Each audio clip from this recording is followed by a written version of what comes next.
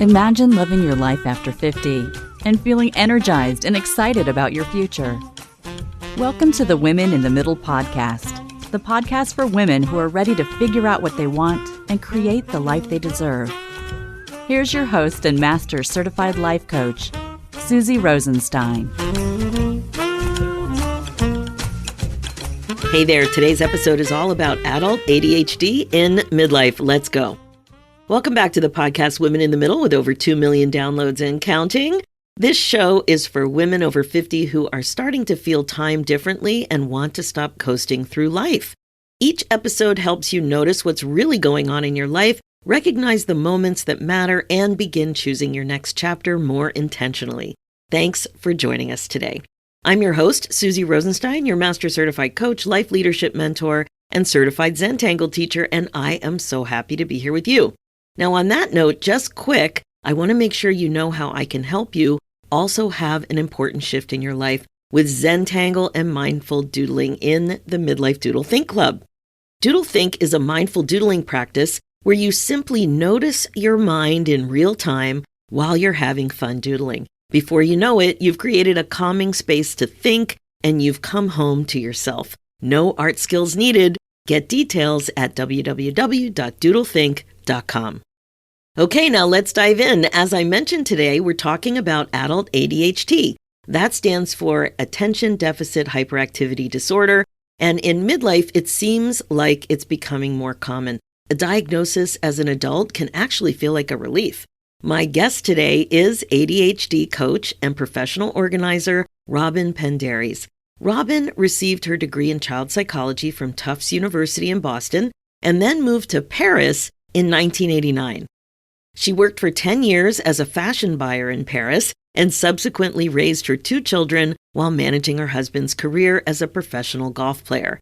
Robynne spent the next 8 years perfecting her organizing skills in her own home, and she came to realize how passionate organizing had become for her. During a get-together with some friends, she had her aha moment. I love a good aha moment. And she decided to start her business in 2006 as a professional organizer in France.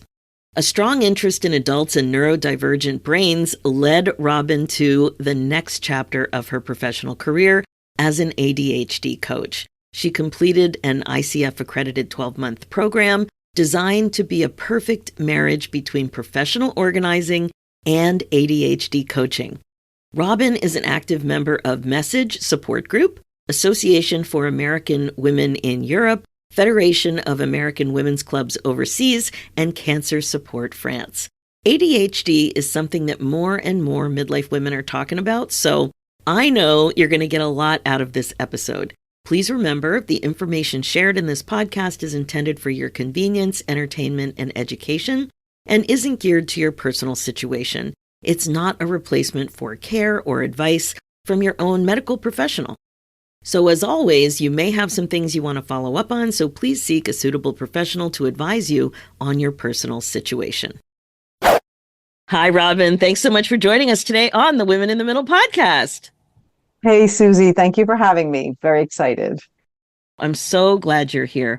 So I love to start these conversations off about talking a little bit about what was going on for you in your 40s, what were you doing, and kind of how this all happened for you. And then we'll dive into all the details about ADHD in adults. In my 40s, I was not in the ADHD world. In my 40s, actually, I had started my own company here in Paris, France, where I've been living my whole adult life. And I'd started my own company as a professional organizer. So most people know Marie Kondo, and I was going into people's homes and offices and helping them to declutter and then reorganize their space. And it started very organically and grew very organically. I was working here with lots of expats and lots of interesting people. And and I was really, really enjoying it, feeling very useful and feeling very helpful to people. Well, I'm sure we'll touch on that later. That was kind of a thread that has been going on through my life. So yes, basically in my 40s, I had started on the road of entrepreneurship and really liked that much better than being an employee, actually.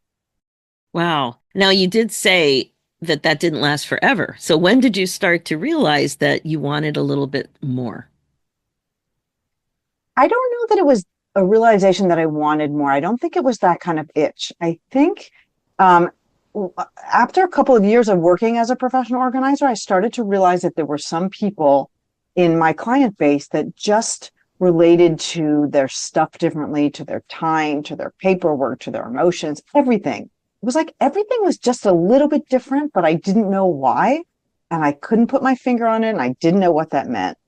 And then about 15 years ago, which was just the beginning of ADHD being recognized here in France amongst adults, and the beginning of medication for ADHD for adults becoming legal. So it was just right at the beginning. And there was a man, an entrepreneur, who called me and said, I have ADHD and I'm taking this medication and I need your help with my paperwork. And that just put it on the map for me. And then I felt like, wow, I once I knew what it was and put my finger on it, then I could see it everywhere in most of my clients, in my husband as well, too. And then fast forward to my daughter. So I did become an expert at recognizing it, even though most of the time I would keep that to myself, but suggest to people to get an assessment. Yeah, I think that's fascinating that you'd noticed that there were, maybe two different main categories of clients coming into your world. And you started to notice that there was, what would you describe it? A challenge, a struggle that people had with their things and basic stuff, tasks. Like, how would you describe it?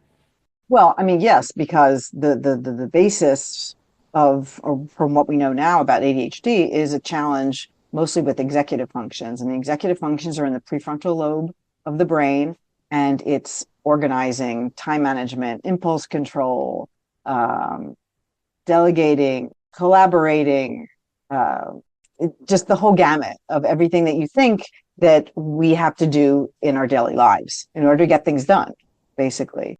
And so I realized that that's where the challenge was coming. And it was basically that everything that I had learned about organizing, it was just turned upside down.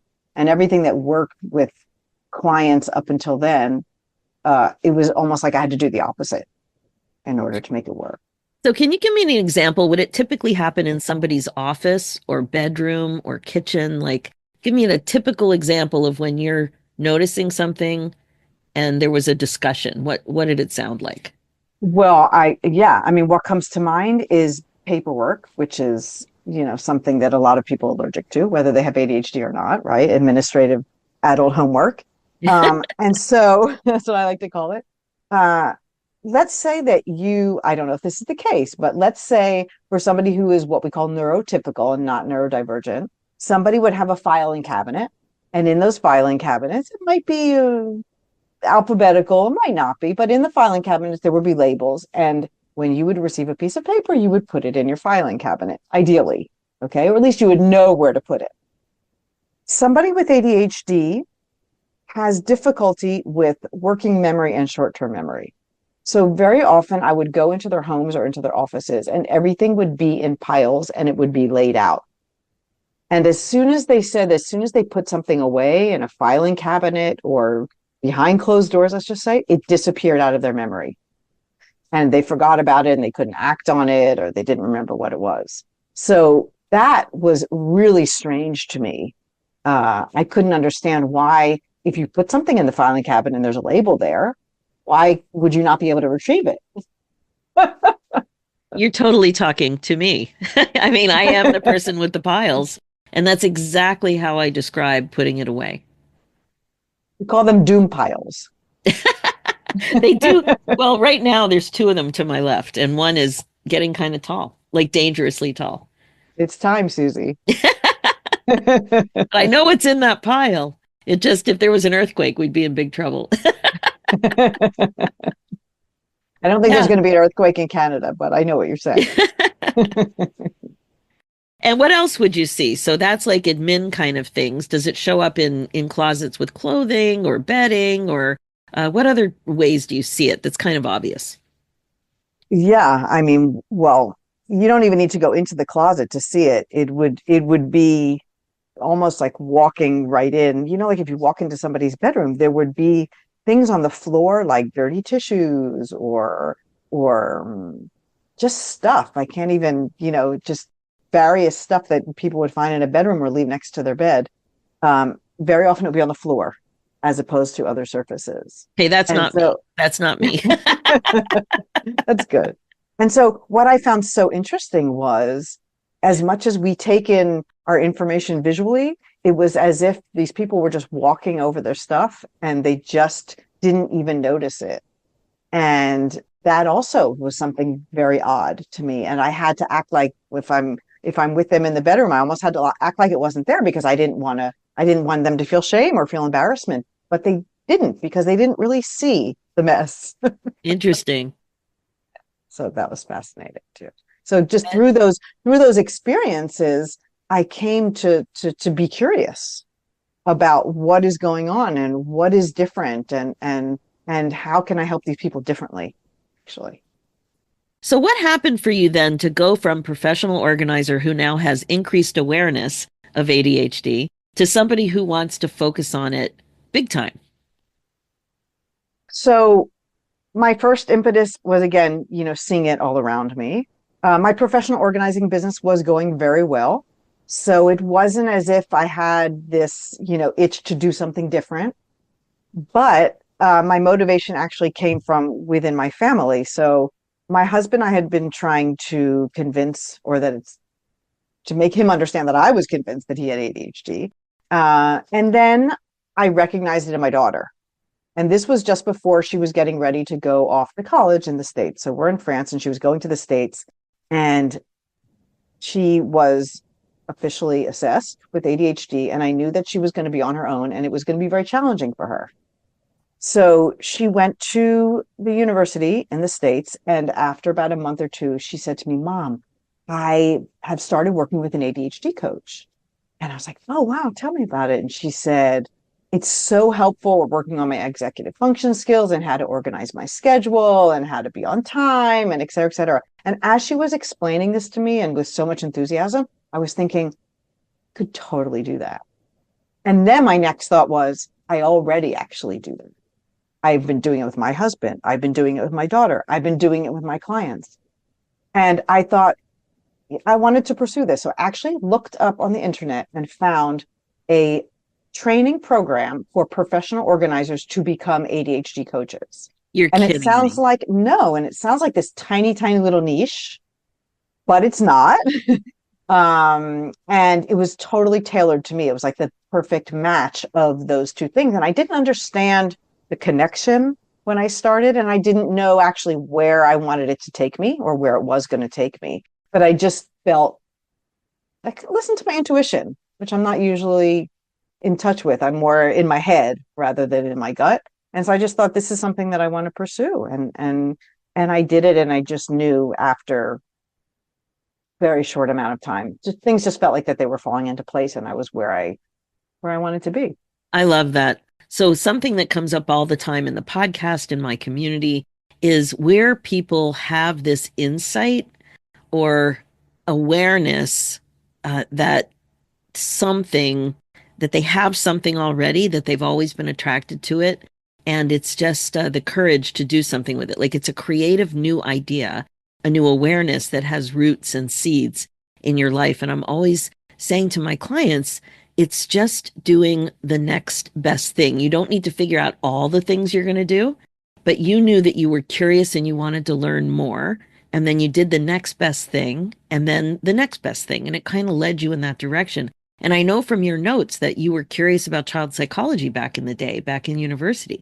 So there's always this little curiosity about behavior that was in you from the start. And I noticed that in your notes, and then I noticed it also in my life, being focused on also psychology and behavior change. And with me, I was more interested in group behavior than in individual behavior. That's how I started. But the curiosity was there, and especially how people make change and, and all the fear that's involved with it. Now, in your case, that moment where you realize that not only could you train to help people in this way, but also your background has been highlighted as a cohort or a group of people that enjoy or want to pursue this because it's coming up all the time for them. So if you just look at that little blip there, you had enough courage to make a change in a successful business.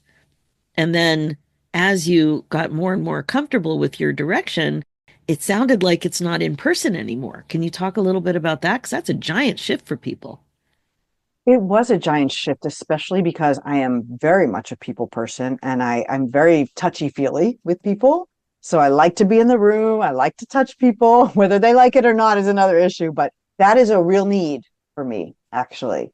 And so, and maybe that's why on some level, I mean, I never thought about this, but maybe that's why I actually did not make the shift, or it wasn't abrupt from being a professional organizer to being an ADHD coach. Traditionally, coaching before Zoom and all this was over the phone, and then it became online. And I do feel it has definitely been an adjustment. And I don't want to say force myself because it's not forcing myself, but I have to make more of an effort, let's say, to get out, whether it be to exercise, to see other people, just other humans in the street, to meet with friends. It's more of an effort. Whereas before it was built into my day that I was with other people. And now I have to make the effort to build it in to my day. Yeah. Oh, I totally know what you mean. Like all of a sudden, I'm really gabby at the grocery store because I don't get out much. I'm like, who can I talk to? Who can I talk to? Yeah. I also started out on the phone, and it's amazing. I remember thinking, wow, I can't believe that I can really help people to this level without even seeing a picture, Seeing them. without having any clue uh, what you look like or whatever. And then Zoom started, and I was very hesitant to start Zoom because I thought, wow, it's going to make people a little bit more uncomfortable. Did you notice that too? I didn't notice that. I'd be interested to know, how you made that transition from just the audio to the video as well. I I only once did a coaching call where we both turned off because there wasn't enough bandwidth. And so we both turned off the video. And I found that it was so easy for me to zone in, easier even, because all you have is the auditory element that's coming in and you don't have the visual element. However, for my clients with ADHD, they say that when they turn off the camera and they're not looking at me, that they're less engaged. Wow. So they're less able to concentrate for the session. So that's an important element, right? Yeah, really important. Well, at the beginning I would just have a conversation that you could turn the video off if you're more comfortable. But Right. then people are more and more comfortable with Zoom now. So That's it true. doesn't come up as much. And in fact, being on Zoom so much has helped me realize that sometimes I need to look at a mirror before I hop on Zoom. I mean, I know it's midlife and everything, but twice I have three mirrors now at my desk, and twice I found there was a little bit of food on my face, or you needed to go in the mirror and just check your teeth or whatever. And and I don't know, my dog's not telling me that there's something on my face, so I've been able to catch it. But you watch yourself so much more than ever before. We're looking at ourselves. That's That true. that was a weird adjustment for me. In fact, at the beginning of COVID, I remember somebody saying um, that you probably touch your face way more than you know at the very beginning of COVID. And then I started looking at that, watching for that on Zoom, and oh my God, I touched my face a lot. There was some research. I forget how many times the average person touches their face in an hour, but anyway, that was a transition. But it's fascinating that it is very relevant for you. It's a better form of coaching, a format for coaching, because it helps your clients be more engaged. Yeah, I mean that's one of many specificities of ADHD coaching as opposed to what you're doing, general Hmm. life coaching, for sure. Can you tell me a little bit about the difference between ADD and ADHD? I know there's been a change over the years since we were kids. Sure, sure. In the official manual, which is called the DSM now, they only call it ADHD, and there's a reason for that. The powers that be believe that now anybody who has this disorder actually has the H, which stands for the hyperactivity. It's just that Sometimes it shows on the outside, which historically were boys bouncing off the walls and, being all over the place. And as the definition of the disorder has evolved, they've realized that they don't need to separate it anymore into ADD or ADHD, into inattentive, hyperactive, etc. Everybody, as far as the psychiatrists are concerned, everybody has ADHD. And very often with women, the hyperactivity is on the inside. It's both in a woman's brain and or in her body. And she feels it and she knows it, but she has been able to compensate and mask for it. And mask as well, too. Uh-huh. So that's why now we just say ADHD. Okay, so what's going on with all these later in life diagnosed women with ADHD? Because as I mentioned at the beginning, it's coming up a lot in my community with my friend group.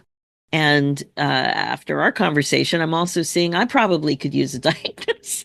An assessment. An assessment, well, right, an assessment. It's related to what I was saying before. First of all, the definition has changed, has evolved.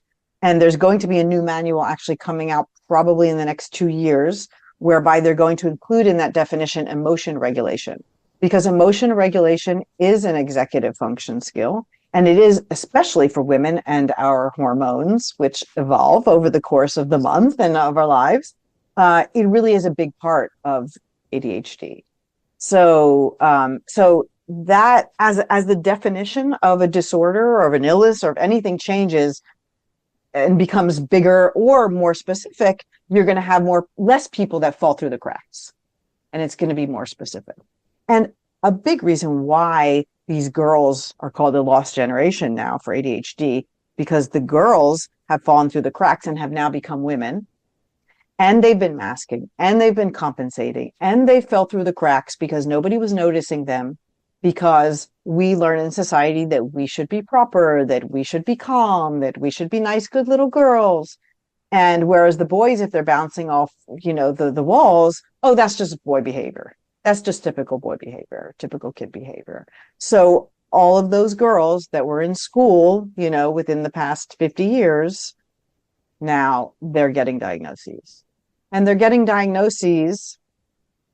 This is a very positive thing, by the way. And a lot of women are getting diagnoses not necessarily to even get any kind of treatment, any kind of medical treatment. It's just to know, oh, that's why I felt different. Oh, that's why this is challenging for me. Oh, that's why it's hard for me to manage my emotions. So it's a whole reckoning that comes with a lot of other feelings, when the diagnosis falls, but it can actually be something that's very, a big relief for women. Yeah, I can see that. Why would somebody be seeking an assessment? Why would it be? Is it like they've just heard some of their friends talking about it, or something maybe has become a problem, or maybe with menopause it came up? What are you noticing where somebody might go, oh, maybe I should go talk to somebody about that?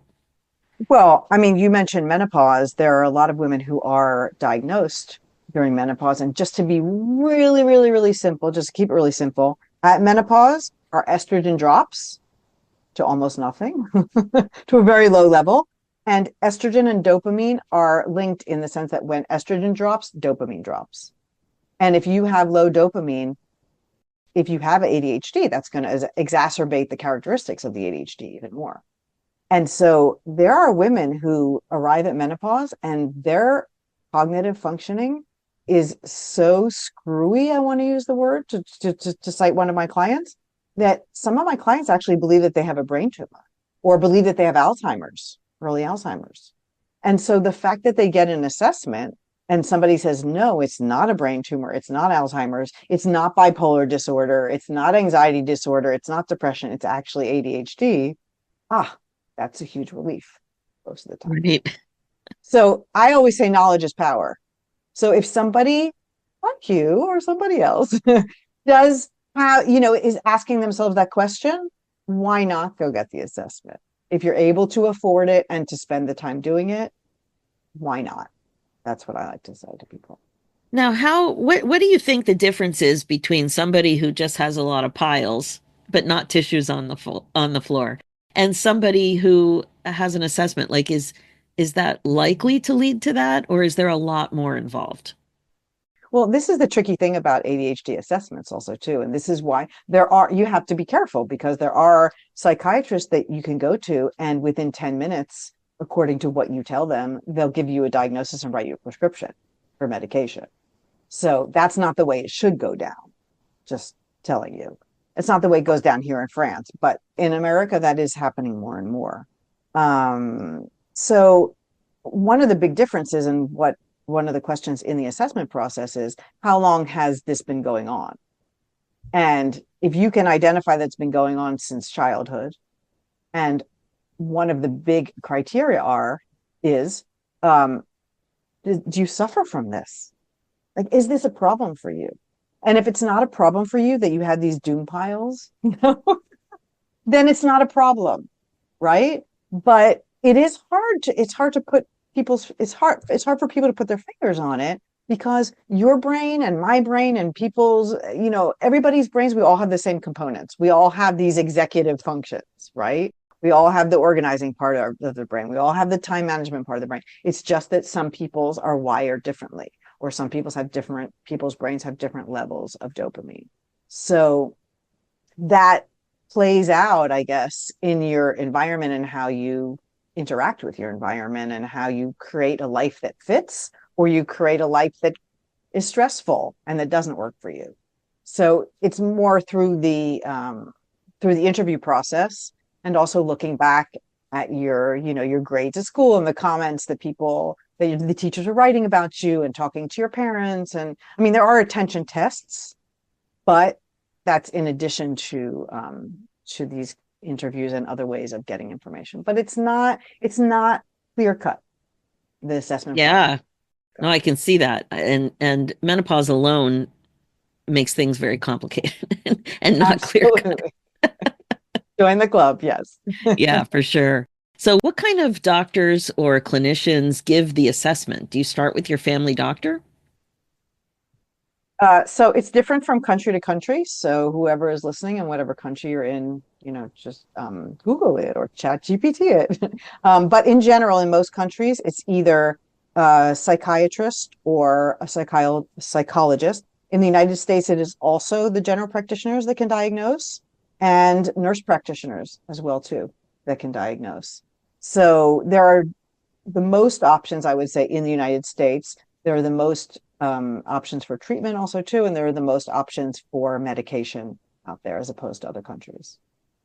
And what kind of things happen when you do get a diagnosis and take some action, like get some treatment, get suggestions and the kind of support that is really helpful for you? What might you notice once you have it all cleared up in your mind as to how you need support?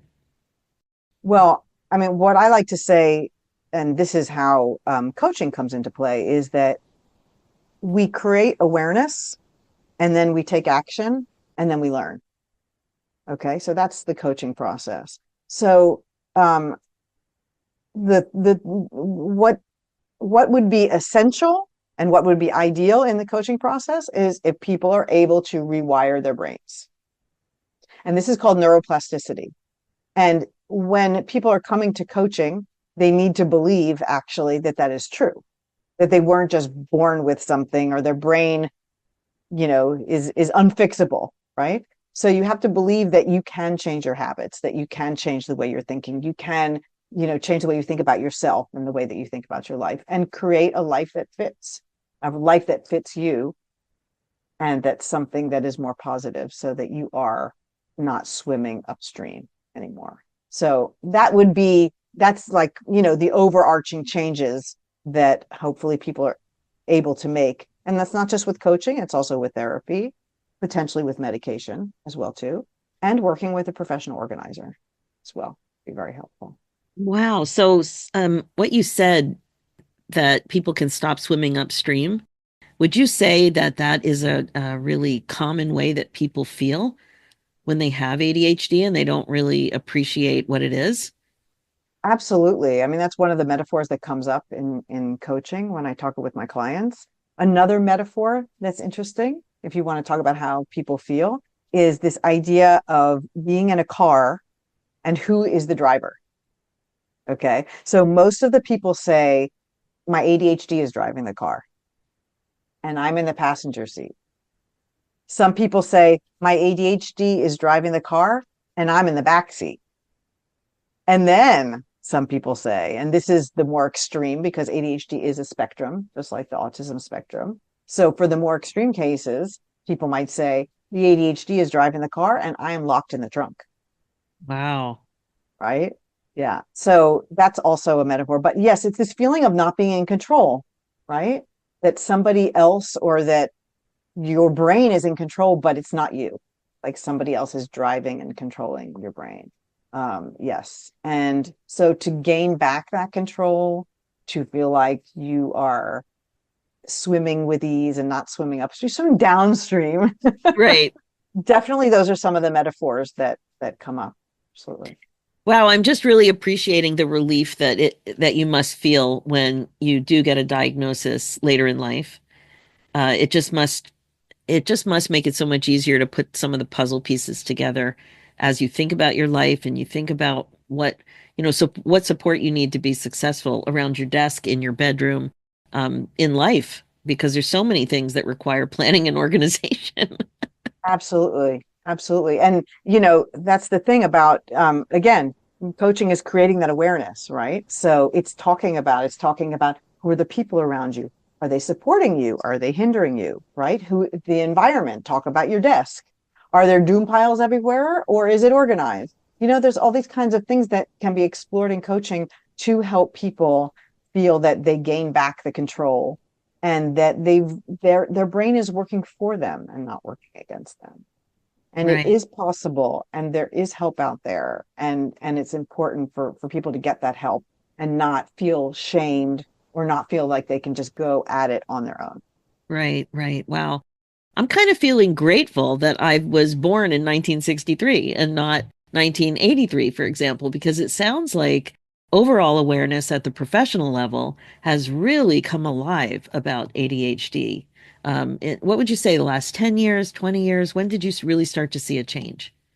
Oh gosh, I mean, in France, it's for adults, it's the past 5 or 10 years. And I Wow. would say, I mean, we are definitely behind the United States and potentially Canada, by probably 20 years, I would say.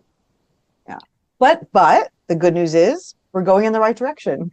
Absolutely, absolutely. Oh, and I bet those organizing stores are making money after related to all. You do have the organizing stores in France too? We don't. And if I had a dollar for every time one of my organizing clients would say to me, Robynne, you need to bring that over here to France, I would be a millionaire. Seriously. No, we just have IKEA. No, no, very, very sad second to the organizing store. Oh boy. Well, IKEA is pretty fun, but I can absolutely, like, you go into one of those organizing stores and I don't know why it's so exciting, but it is. And it's very exciting knowing that people have been paying attention to creating products and storage containers and things that are really useful. It's kind of overwhelming, but I just yeah, it's interesting. They don't have that kind of stuff in France. So, do you bring them over or do you just suffer? Well, frankly, I don't think about that as much anymore.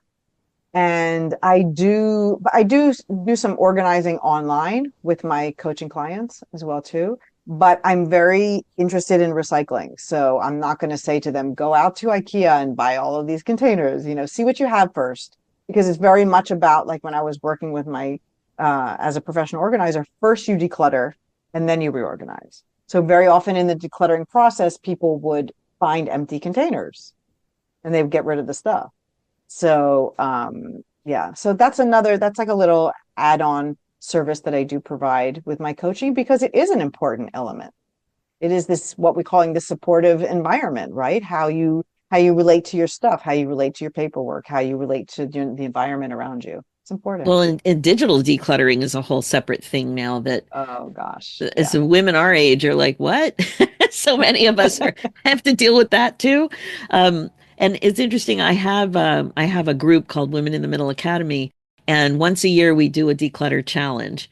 And I do prizes and stuff, and the prizes are just for participating, and it's a random draw. But it people have so much fun posting their progress and the thing that they're working on. And the encouragement is very motivating. So we Yeah. just finished it. It was in April, and it was a lot of fun. Some of the ladies tackled big projects like attic or basement stuff that, that you've never unpacked from a move. And another one was, 20 or 30 years of stuff in storage. And then little projects too, like just clearing a bedside table. The project I took on was the desk in the kitchen. And desks in kitchens don't seem to be as important anymore because laptops are so portable. But when we designed the kitchen, I thought having a desk in the kitchen was going to be the smartest thing ever. And what it is just a place to put stuff in a pile. Not that helpful. Tell me something. Were you guys doing that challenge online live? Everybody was doing the same activity at the same time. Yeah, it was the month of April. So I posted some mindfulness guidance at the beginning of the week with some prompts to think about the thoughts and feelings about getting rid of stuff and like where was the angsty part? Where was the resistance? And what kind of thinking could you create that was very motivating for you and very self-compassionate? So the progress was outstanding. And it was the second or third time I've run it. And people really love it. And we love to talk about this stuff. So the reason why I'm asking you was there a point where you would be live online and you were doing your thing in the kitchen and somebody else was doing their thing in the bedroom? No, we didn't do that. Okay. So the reason why I was asking you was because that concept is called body doubling. Have you ever heard of it? No. Okay, so this is something that they haven't yet been able to prove why this works, especially with people who have ADHD. So that's why I wanted to bring it up. So it's called body doubling, whereby you and another body, now the body could be behind a screen, okay? But it works in person or on the screen. You would be doing something, walking your dog, whatever it is that you have to do. And I would be doing something at the same time, organizing my junk drawer, whatever it is. And we would be doing those same things live at the same time. And the fact that we are not doing the same activity, but we're doing it and we're listening to each other, we're also potentially seeing each other through the screen if we're not in person.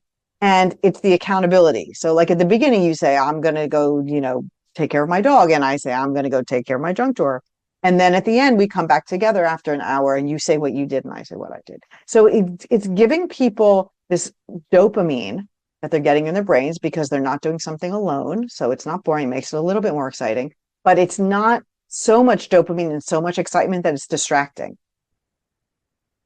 So this is why, for instance, why my daughter, when she was doing her homework, she either wanted to have music on, soft music. She wanted to be doing it with a friend. She wanted to be in the kitchen, any one of these. She wanted to be in the kitchen where I was. So again, it's like to have another body doubling, to have another body there is enough of a stimulation, but not a distraction to get things done. Fascinating. Thank you so much for sharing that. So next time you do your challenge, you might want to think about integrating that actually into the challenge. Yeah, definitely. I guess I would just need to prop up a little, I would just have to prop up the phone near the pile. That's all it would be. Yeah. Awesome. Exactly. Well, thank you so much, Robynne. This has been really interesting. Is there something you'd like to promote? Oh, thank you for asking. Actually, yes, I guess you put a link there in the show There will be. Yes, there will be a link in the show notes. Yeah. Well, I've got a little freebie that's called ADHD Friendly Daily Planner. So if people want to reach out to me, they are welcome to. If they also want to reach out to me for a free 45-minute discovery call as well too, they're more than welcome to see if ADHD coaching is a good fit for them. Robynne, thank you so much. That's so amazing. And if you're interested in following up with Robynne and accessing this ADHD friendly daily planner, head over to my website at www.susierosenstein.com and click on the podcast tab and look for this episode. Thank you so much, Robynne. Super, super helpful stuff. I really appreciate the work that you're doing out there in the world. Thank you so much for coming on. Thank you. I really enjoyed being interviewed by you. It was a lot of fun, and I love your podcast. Thank you, Robynne. Take care. Bye, Susie. Okay, that's it for this episode. I don't know about you, but I couldn't wait to talk about this on the show because I am hearing about ADHD in so many casual conversations, and I didn't really know that much about it at all. Robynne did such a great job telling her story and explaining what it's like when you struggle with ADHD. And her journey, trusting her instinct and finding her passion, is just so inspiring. Also, remember, if you're overwhelmed by endless to-do lists and scattered thoughts, Robynne's offering a free daily focus sheet that will help you gently organize your day without pressure or perfection.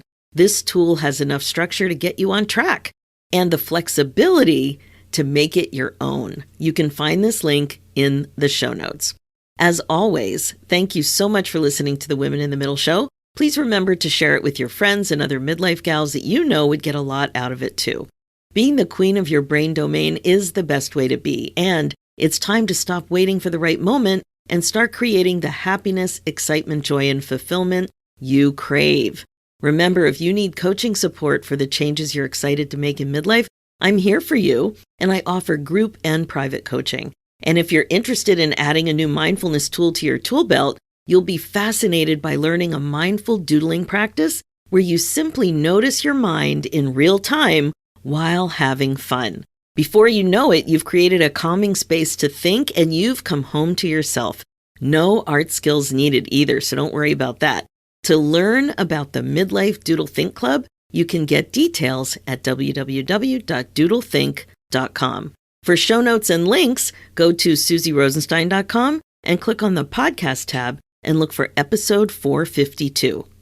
And you'll also see a link there for my other show, The Women in the Middle Entrepreneurs, which is all about the reality of running your business when you're a midlife gal. It's also on iTunes, Spotify, and all the podcast places. Let's do this, ladies. It's time for you to put yourself first, one thought at a time. Thanks so much for listening, and I'll talk to you next week.